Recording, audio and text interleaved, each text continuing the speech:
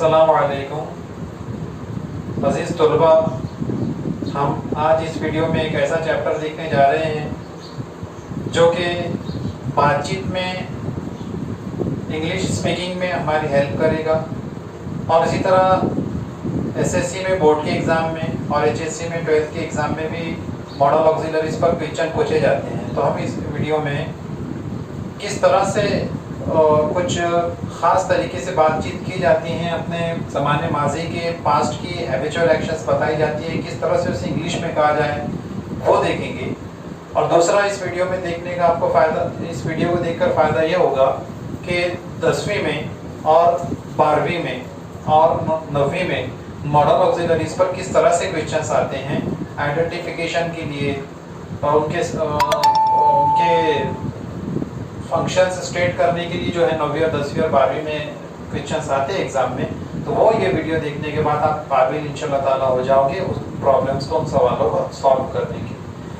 आज का हमारा ये वीडियो जो है मॉडल ऑक्सिलरी यूज टू और वुड पर बनने जा रहा है।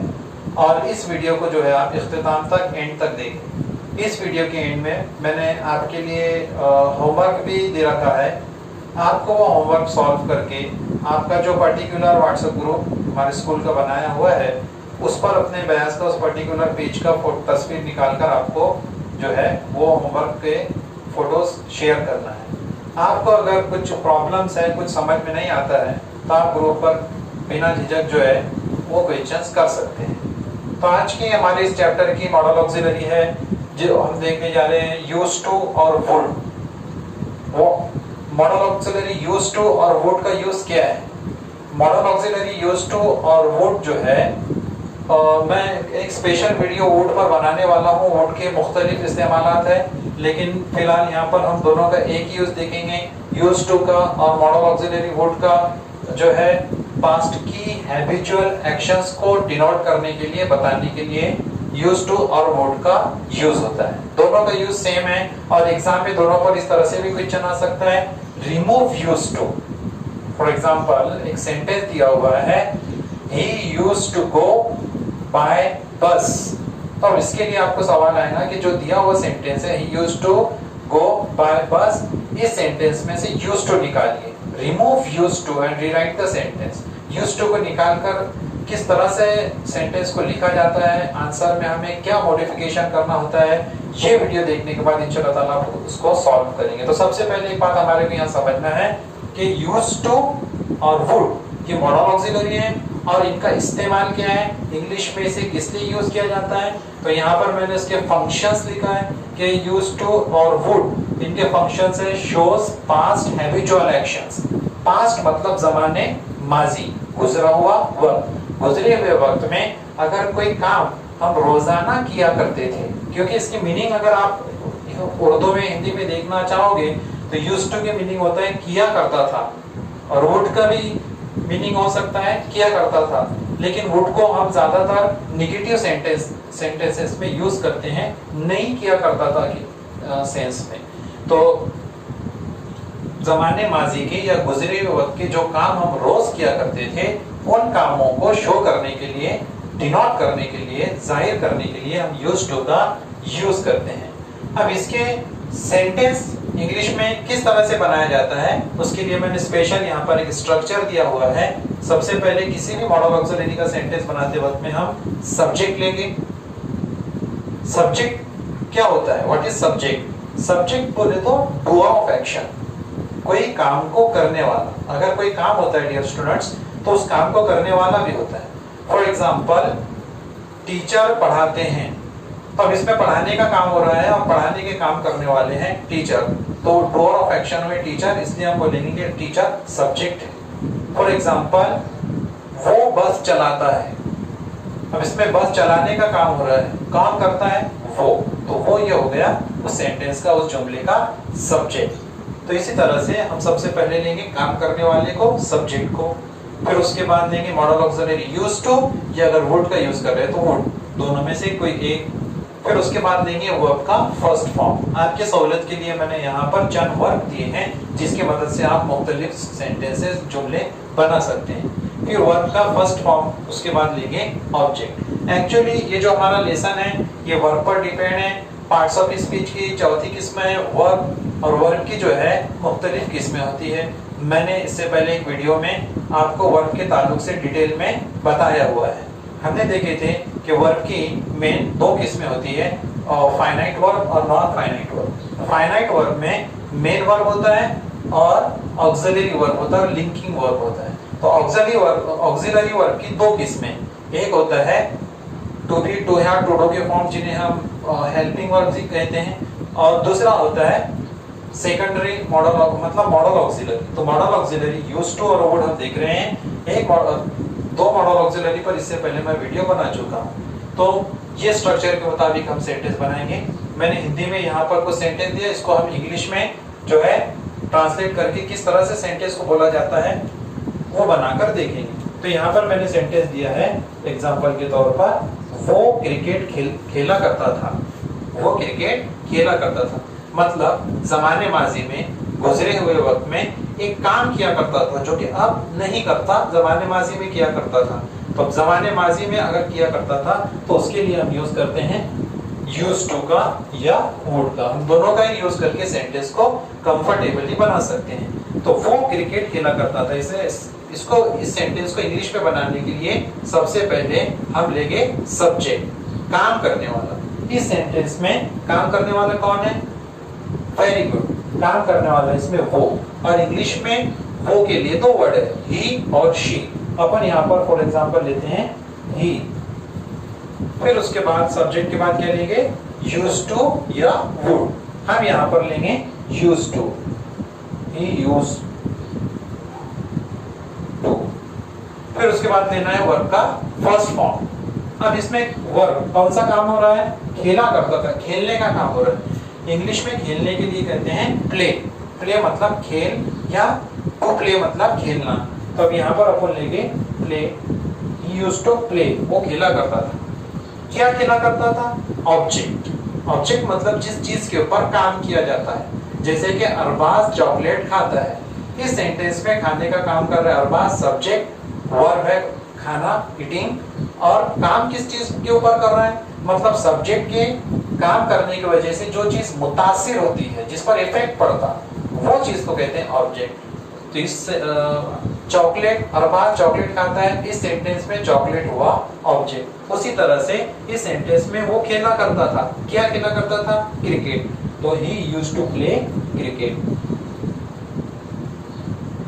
स्टूडेंट्स, ये हो गया हमारा पहला सेंटेंस। दूसरा सेंटेंस अगर आप पढ़ेंगे, वो जब स्कूल में था, वो जब स्कूल में था तब पढ़ाई किया करता था। मतलब जब वो छोटा था, स्कूल में जाया करता था, तो उस वक्त में वो पढ़ाई किया करता था। अब जब के लिए कौन सा वर्ड आएगा, इसको किस तरह से बनाएंगे? वो जब स्कूल में था, तो मैंने यहाँ पर आपकी सहूलत के लिए लिख कर दिया है कि व्हेन के मायने होते हैं जब।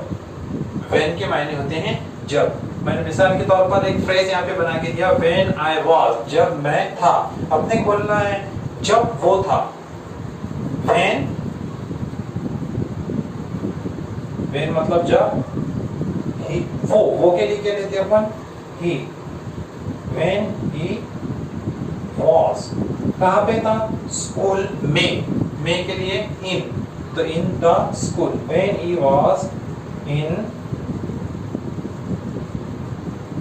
द स्कूल, तब वो पढ़ाई किया करता था।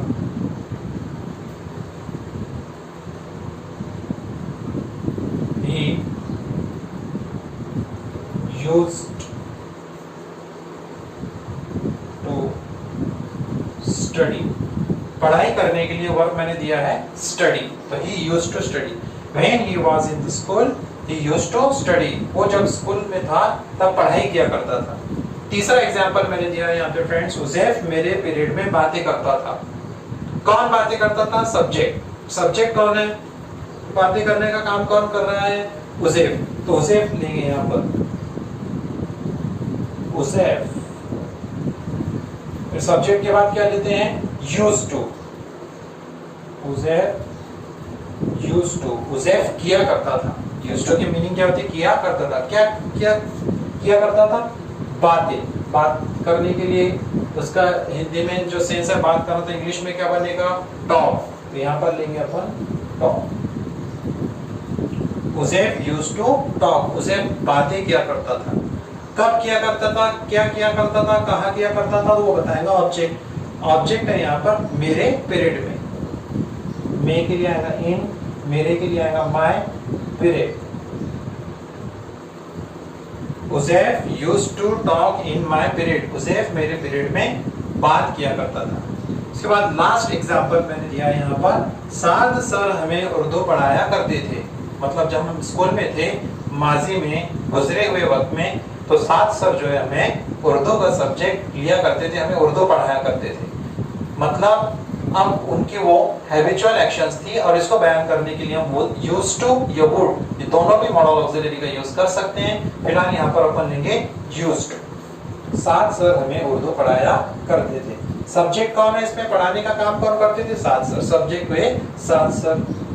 सब्जेक्ट से शुरू करेंगे, साद सर। फिर उसके बाद सब्जेक्ट के बाद क्या लेंगे? Very good, used to.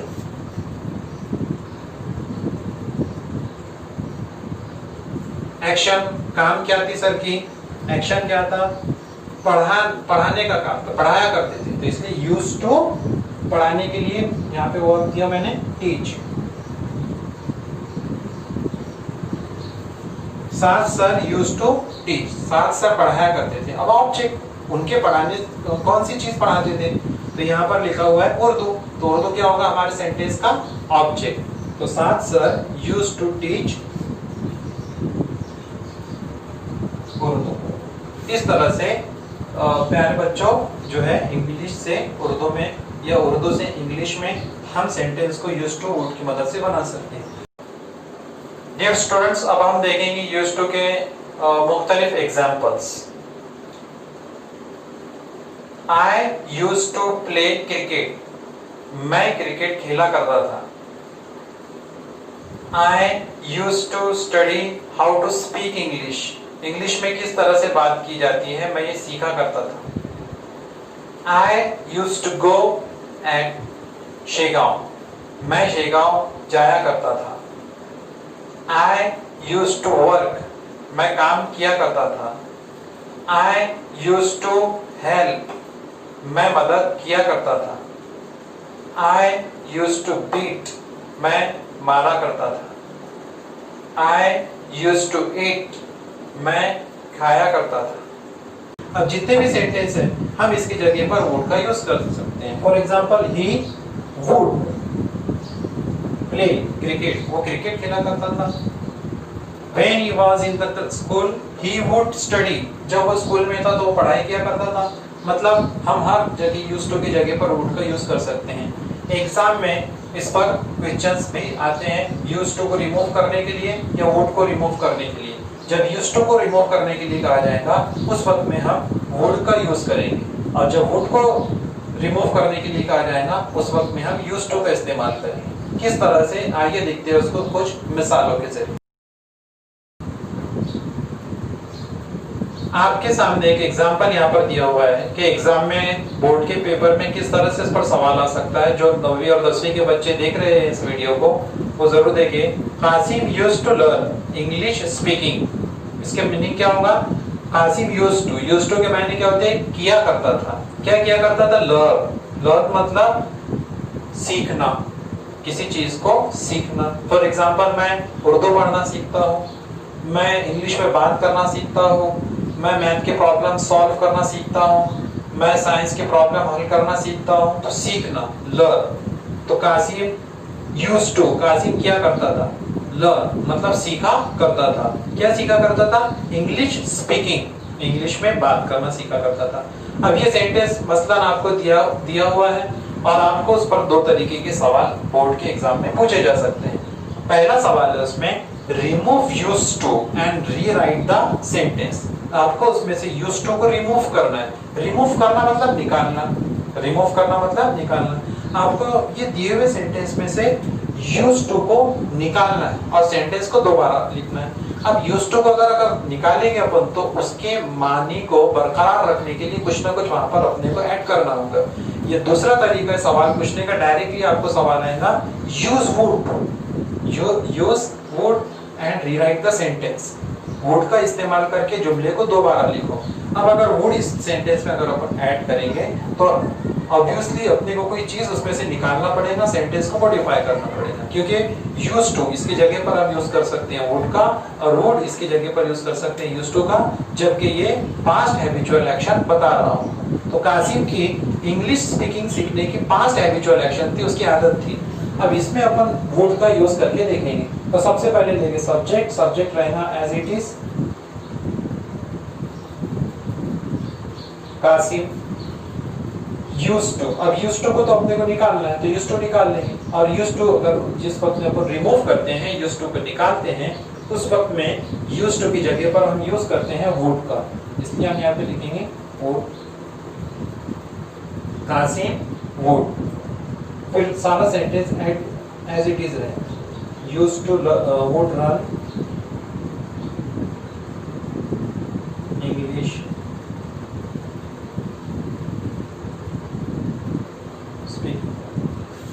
तो इस सवाल का हमारा आंसर बना Qasim would learn English speaking. दोनों के ट्रांसलेशन सेम है। Qasim used to learn English speaking, Qasim English speaking सीखा करता था। और दूसरा हमने सेंटेंस बनाया Qasim would learn English speaking, Qasim English speaking सीखा करता था। दोनों के मीनिंग सेम हो गए।